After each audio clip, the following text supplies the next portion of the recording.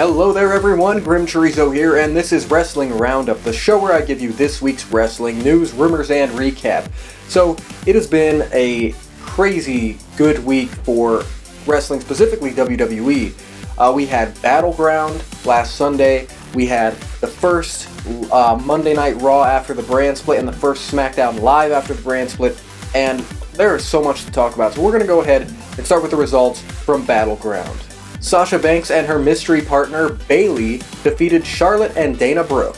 The Wyatt family defeated The New Day in a 6-man tag match.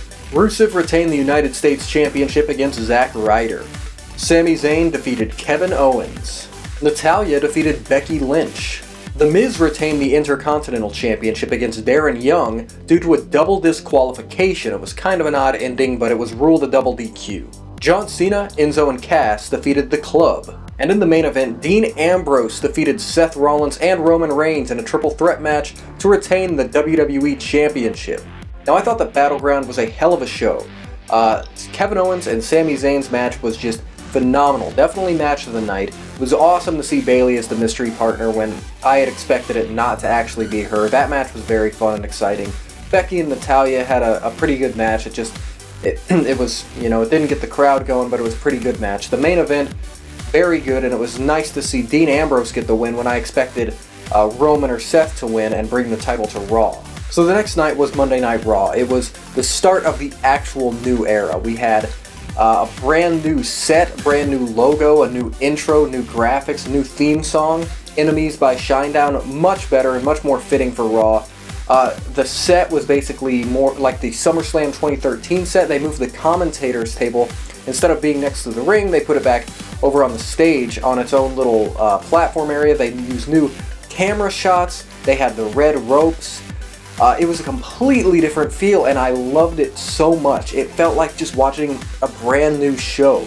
I can't even exactly explain it all. It was just, it felt like something brand new, and it was so exciting. So to kick off Raw, Mick Foley and Stephanie McMahon had the entire Raw roster on the stage, and they were in the ring, and they announced that because Dean Ambrose won the WWE Championship and brought it to SmackDown, Raw doesn't have a world title, but they are going to make one, and they are introducing the WWE Universal Championship.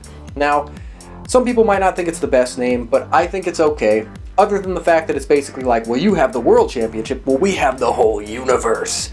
That's my only thing, but I don't think the name sounds that bad.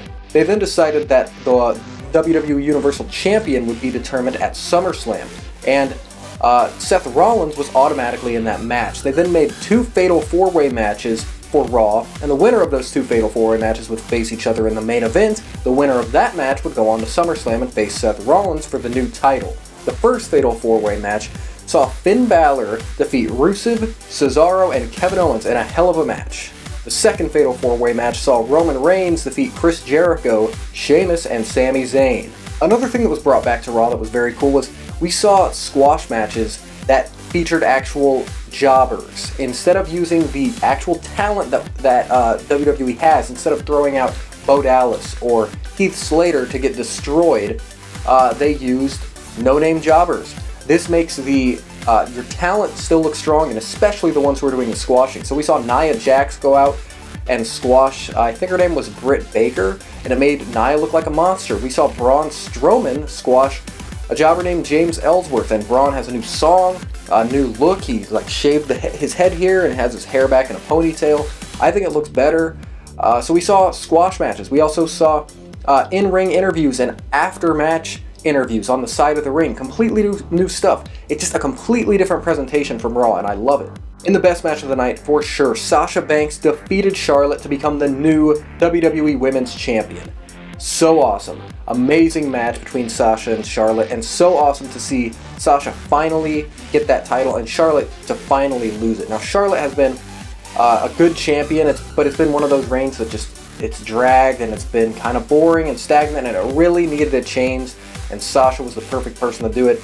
And this, you know, Raw, the first Raw of the brand split, was the perfect time to do it. So the main event of Raw saw Finn Balor and Roman Reigns have a match. The winner would go on to SummerSlam to face Seth Rollins. In a huge surprise, Finn Balor defeated Roman Reigns clean. One coup de grace. I can't believe it, but Finn Balor is going to SummerSlam to take on Seth Rollins. So Raw was phenomenal. I mean this when I say it, I think it was the best Raw I've seen in my life, or certainly in the top 3.